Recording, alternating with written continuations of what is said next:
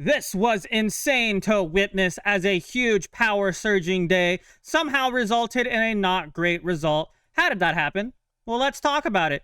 Hi, welcome back to another episode of Padres Digest with your host, Andrew. And I can't believe I have to say this. We lost the Vedder Cup. Sell the team, fire Mike Shildt, get rid of AJ Preller, screw the World Series. We lost the Vedder Cup. We lost the made-up, doesn't matter whatsoever, MLB kind of ruined it for the fans, Vedder Cup. I am so ashamed. I also don't care. It's a stupid cup. Who cares? I'm more sad we can't beat the Mariners than the fact that we lost a stupid made-up cup.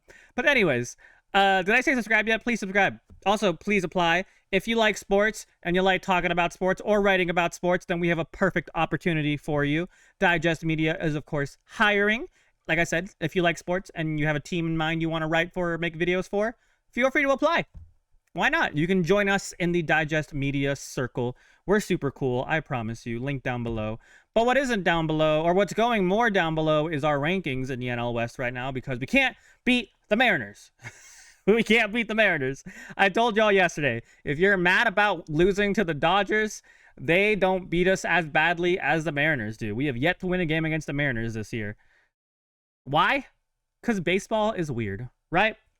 So let's start with our AJ Cassavell recap. Final Mariners 9, Padres 6 for the first time since September 2021. Padres hit 4 home runs in a game they lost. The Mariners clinched the Vedder Cup. Oh, man. Meanwhile, with the Dodgers winning big, the Padres seem destined to fall a game back in the NL West tonight. Also, really quickly wanted to mention, as you can probably tell by now, I did tweak my audio. I'm super sorry about yesterday. The audio was a mess. I was messing with some settings, and I guess I accidentally screwed one up. Don't know how, but I guess I did. So my bad about yesterday. Super sorry. I felt really bad because I had to go to work right after. People were like, fix your audio, Andrew, you suck. And I'm like, I'm sorry.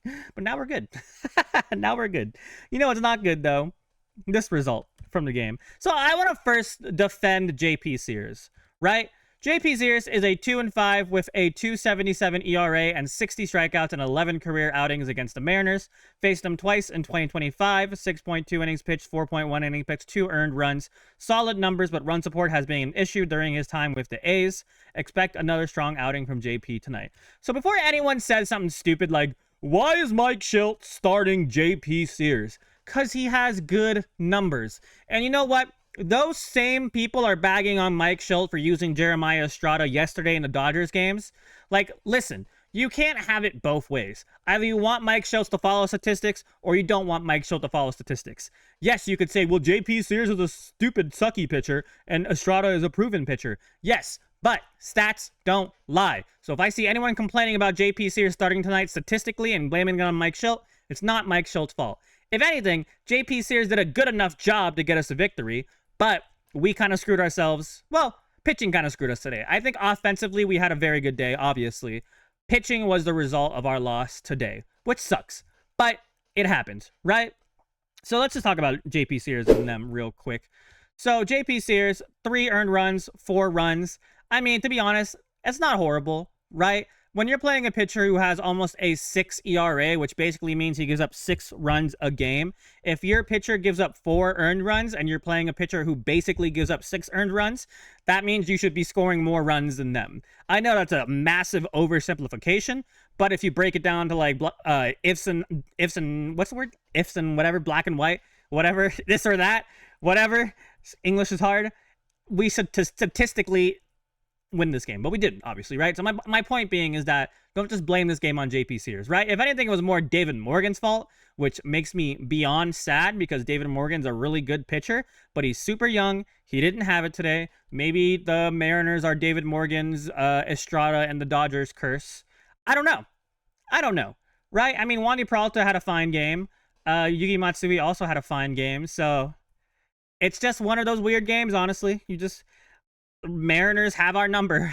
I think it's just simple as that. I think the Mariners just have our number. It sucks. I don't like that, but it just seems to be a reality. You know what I mean? Even Matt Brash made us look stupid today. And like I know Matt Brash is a really good pitcher. I'm not saying he's not, but like some of those sliders just made us look so stupid. They're really nasty. Don't get me wrong, but they made us look real stupid. And then that one call against Bogaerts was kind of mean. I don't like 100% think it was the worst call ever. It was off the plate, but like it was close enough that you should at least try to defend. But let's be honest, if that was a ball, he would have just thrown another slider. Bogaerts would have swung at that. So Matt Brash looked nasty. I hate that, but he looked nasty. I mean Munoz too, but oh my god, names. Holy crap. Eugenio Suarez almost screwed him over. But yeah, that's pitching today. It's unfortunate. It was probably the best offensive performance we've had, like hitting or slug wise, I should say, in a while, and we didn't win the game. It's unfortunate, but again, baseball. Baseball is weird. So let's talk about offense. Right? It's a bad day when the Padres hit 4 home runs, 10 hits, and they lose by 3 runs. Kind of highlights how badly we need our players to start slugging again. I think this is the perfect lineup if we want to get the most out of like the slug category. Because like Gavin Sheets basically had 2 home runs today, right? One was just like 5 inches foul, which broke my heart. But Gavin Sheets is funny, right? He's really streaky. Like some days he'll have like 2 home runs a game, and then in like the next 2 games he'll strike out like 5 times, and then he'll hit like 2 home runs again. So he's a very streaky player. I still think he deserves more playing time, but we'll get into that later. But yeah, I mean offensively, it was a pretty good day. Machado has been struggling. That there's no 2 ways around it. I don't want anyone to give him like too much hate, because he's literally been our offensive MVP for this year. I know he's looked horrible recently, but like he has been our best hitter for the majority of the year. I don't want anyone to say he hasn't been. But yeah, I mean, it was a fine, good offensive day today.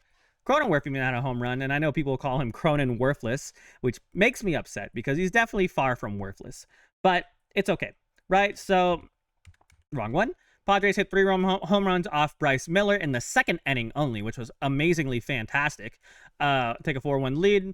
Gavin Sheets, Cronenworth, and Tatis with a 2-run home run. First home run for Tatis. That kind of makes it this one. First home run for Tatis since July 24th, ending the longest homerless drought of his career.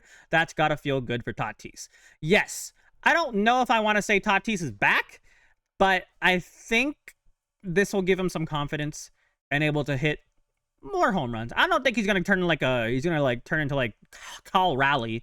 I think he'll just hit like a couple more before the season ends, but like I'm hoping it leads him to more confidence and helps in the playoffs for him to hit like 15 home runs in one series, because that'd be amazing. It's not gonna happen, but that'd be amazing. So I don't know what today means for Tatis, but I'm hoping it's something positive, right? I'm hoping it is something positive, because we need some positives against the Mariners. Oh my god, if we get swept this series, I'm gonna be so pissed off.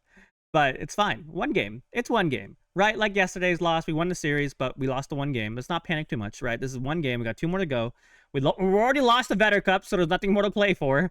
But let's just let things happen, right? So first of all, I know it went foul, but holy crap, Sheets is really good. If he's taking at-bats like he's been recently, Luis is in some serious talks IMO. Second, I'm his biggest fan. I am not an idiot. Swap Laureano and Xander. Doesn't make sense how it is right now. See you tomorrow unless. Yeah, let's take a look at the lineup today real quick. Gavin Sheets switched with Bogaerts. I don't hate it. To be honest, though, Bogaerts gets on base at a higher clip than Sheets. So, if anything, Bogaerts getting on base would set up a home run for Gavin Sheets. I know it hasn't really happened, but statistically speaking, it's a possibility. So, I actually don't hate it. I would probably... maybe Laureano and Sheets switch, but I think Laureano should be batting second anyways, or Machado bat second, Laureano bat third. But Arraez is never going to move from that spot, so we've already established that. So, I don't hate the lineup. I mean, I don't mind if we change it, but I don't hate it. You know what I mean? Wrong button. So, next thing, though, about Gavin Sheets. I know I'm talking to a wall. Shildt, once Merrill comes back, you can't bench Sheets. He's absolutely going to bench Sheets. Sheets has no place on his team for Mike Shildt, because Mike Shildt's going to ride with his guys. It sucks.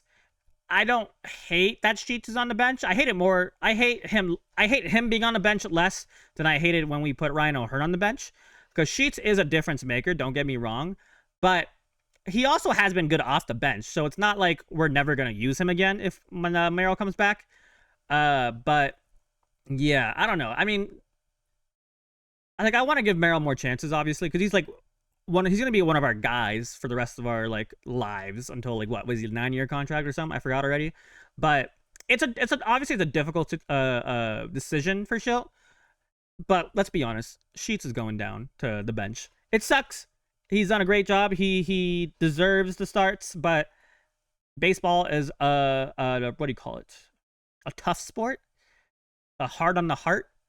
I can't think of these phrases right now. But yeah, like I said, it was a good offensive day. It just sucks that the pitching couldn't follow suit. And I mean, also I forgot I had this, but JP Sears hasn't been pitching horribly. I mean, he was great against the Giants. The Arizona game, fine, whatever. He sucked, right? But even before then, like Seattle, he did good. Like just last time, 3-2 or 2 earned runs, 3 runs. And then Texas, good game. Cleveland, whatever. Atlanta, fine. Like it's not like he's pitched bad. You know what I mean? Like I don't know. Obviously, he's not getting playoff starts. I doubt it. If anything, he'll get relief outings in the playoffs. But I am fine with him pitching in September. I'm fine with it. Michael King comes back, probably what? I don't know if they'll give him rehab or not. I feel like they should give him at least one rehab start, but let's see. Let's think about it. So it's going to be King, Vedder, Darvish, Cease, and then maybe JP, maybe anyone else. You know what I mean? So I feel like I'm forgetting someone. I probably am. Who am I forgetting? Whatever. You guys can roast me in the comments. How about this? What do you guys think the rotation will look like once King is back? You think JP Sears is in it, or do you think he's out of it? Let me know. And how do you feel about the offense today? Do you think this is something that we can keep up with? Also, please apply. Or do you think this is a one-off home run slugging day? And how do you feel about losing the Vedder Cup? Are you crushed, or who gives a crap? Anyways, thank you guys so much for watching. Please subscribe as always, and have a fantastic rest of your day. Also, let me know if you like the audio. I can tweak it a little bit. I can tweak it a little bit more if you want me to. If not, I want you guys to be happy. That's all. Okay, goodbye. Thank you for watching. Goodbye.